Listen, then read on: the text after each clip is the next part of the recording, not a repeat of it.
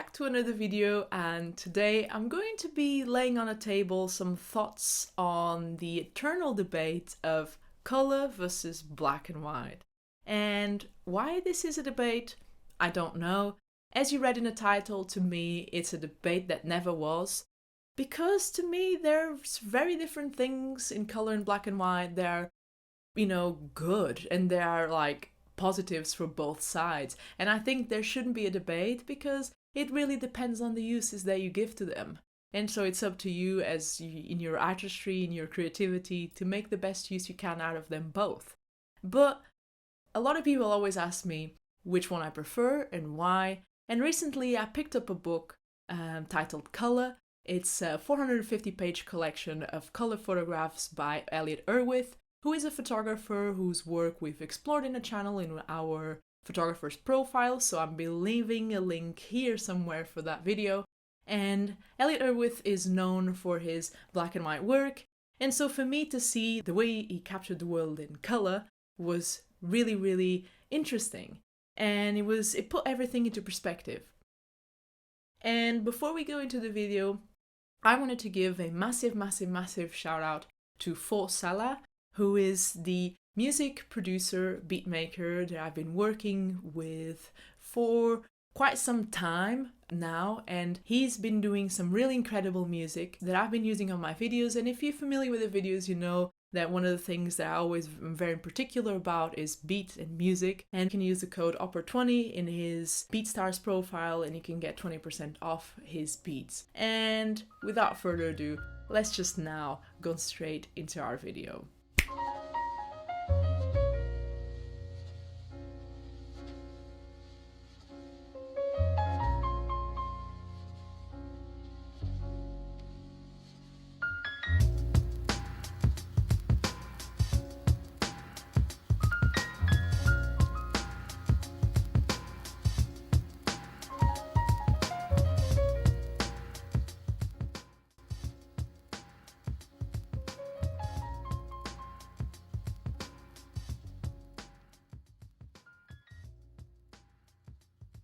So photography was born during the 19th century, and at this particular time in history, the major way of representing the world was through painting. And in many ways, photography and painting shared the same principles.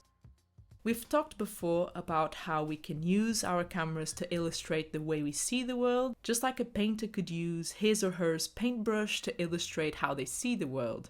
So in essence, photography can be as interpretive as painting. And both art forms are rooted in the principles of the camera obscura, which in essence translates a dark space with a small hole or lens that allows an image to pass and be projected onto the opposite surface. However, photography at the time was seen as a mere capture of the world, and so it was considered too literal to compete with art.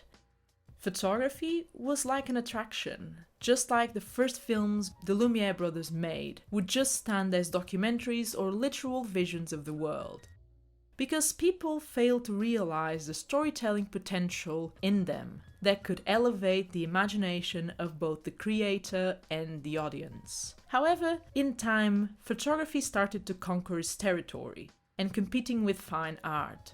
Photographers would then use long exposure times and work in a darkroom to achieve the most perfect representation of both landscape and portraits, which were then the most popular subjects at the time. But with the development of technology and mechanics, cameras became smaller and more portable, and this detail would influence what and how photographers could capture the world, since suddenly they were not bound to heavy equipment and other limitations anymore. And it would be the work of certain pioneers such as Henri Cartier-Bresson or Robert Doisneau, with their decisive moments that would open people's eyes to the beauty in the everyday life. And their photos, among many other contemporary photographers, show that composition was one of the keys to photography, and that in composition we find not only beauty but introspection, ideas, feelings, and even sometimes our own selves.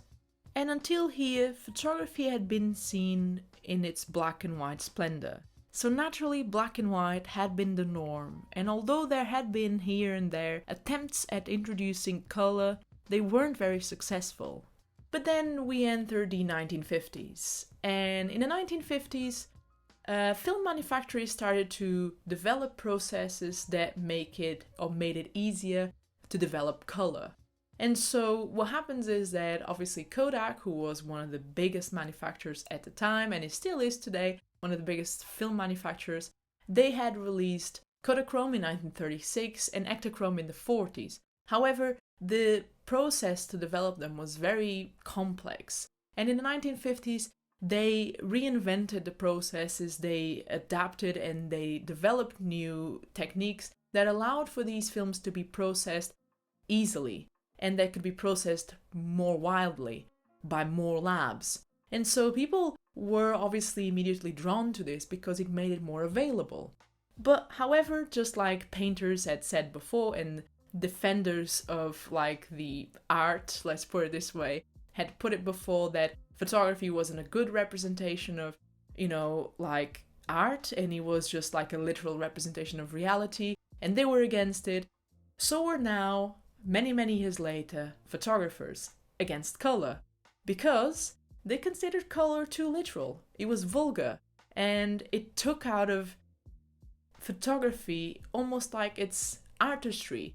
This was not a general opinion. Obviously, some people did see the importance of color and did see the potential of color, but widely, most of the fine artists and greater photographers were kind of skeptic about going into color.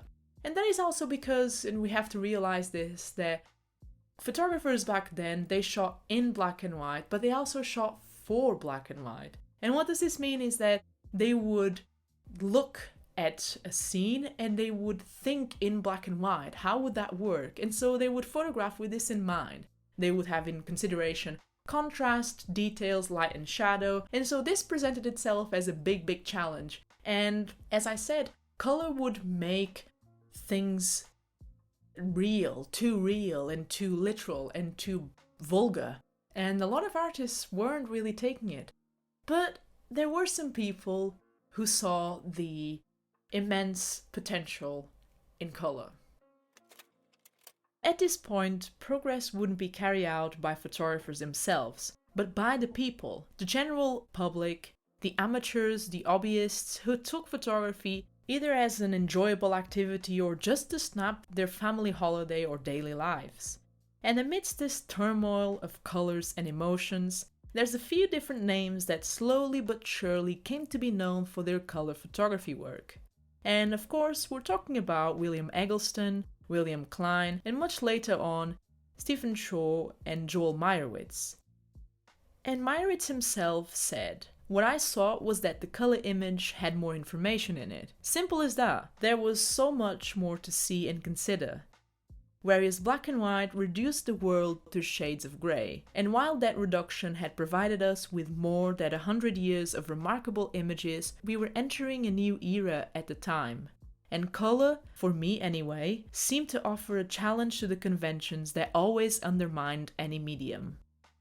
But what color did at this stage was to show to the public, yet again, the hidden beauty of the everyday life. And what makes, at first glance, the work of Eggleston or Shaw stand out, it's precisely the rich color. And today we live in a world where most mainstream photography is captured in color, whilst black and white is still in use, but definitely not as a standard as it was before. There's artists still capturing and working with black and white solely, there's still black and white film widely available for those who like me really enjoy it, and there's still fashion shoots photographed in black and white by those who wish to emulate the past or build a sense of sophistication. However, the question still poses for many: black and white, color, or both? But this is a debate that never was, and that's why the first part of this video is to show very briefly the history and the use of both. However, at the end of the day, it's not about which one is better, but about the uses we give to both black and white and color. And this is something I've been trying to figure out myself, and in many instances, just like I learned with Elliott Erwitt, I too carried two cameras, one loaded with black and white film and another one with color film. And I too draw a comparison between my results and chose the ones that work better based on what my intention was and what was that I was trying to convey. And while studying Elliott Erwitz's color, I matched it with his own words, and I learned immensely, especially when he said, "Unless I am taking pictures for my own pleasure, whether I shoot color or black and white is often determined by the assignment. Normally I prefer shooting in black and white for my personal pictures, but now, having extensively examined my past color pictures, I am less dogmatic. In the end, it is only the quality of the picture that counts." And to this I agree. That is the quality that counts, and when we talk about quality, we're talking about the little aspects that make a photo stand out. Composition, lines, textures, angles, light and shadow. If a certain photo is good, it'll stand out regardless if it's in color or in black and white. However, there are slight differences between color and black and white that we can pinpoint and talk about. Color is slightly more descriptive of the scene, generally speaking, whereas black and white is naturally more interpretive, because we know the world is not monochrome, so naturally our brain starts interpreting what we see, and we therefore associate black and white with memory, with a certain candid feeling of nostalgia, and it's like we're talking or referring to a parallel time, which is yet another quality that distinguishes the two. Color puts us more into the moment and real-life pace, whereas black and white gives us a sense of a parallel time, or at least to me. But taking Elliott Erwitz's words yet again, when he talked about his book Color, in relation to his color work as well, he said that black and white was a reduction while color is an illustration. And I think this adds to what we're talking about, because the world is in color, so color is then more of an illustration, and we can work those colors in a darkroom or with any software to emulate what we want. However, black and white is immediately a sort of filtered reality, where this reduction to monochrome leads us to another reading of the image or a concentration on a specific detail or subject. And this has been all for today. I hope you enjoyed this video. I really enjoyed working on this video, and I wanted to say that as you might have noticed, I did a very relaxed video. Just if you like this sort of video, let me know down below. And it's just I wanted to do this, just lay some thoughts on the table. Obviously have your feedback. What are you thinking about this? What are you thinking about this format? Any subjects you'd like to see in this sort of format? And also like your opinions, as in like what do you shoot? How do you shoot? Do you shoot color, black and white? And or you something you're proud of, like what's your camera, what's your shooting experience like, whether you shoot film or digital. It doesn't really even matter. What matters is that we photograph, and that's the most important point. Yeah, and I'd rather do this than sitting here with a big statement and a big manuscript about the scientific sayings of color in black and white, because that would be extremely boring, both for you and me. So I hope you keep well, you keep safe, and yeah, I'll see you here for another video very soon, so keep shooting film. Peace.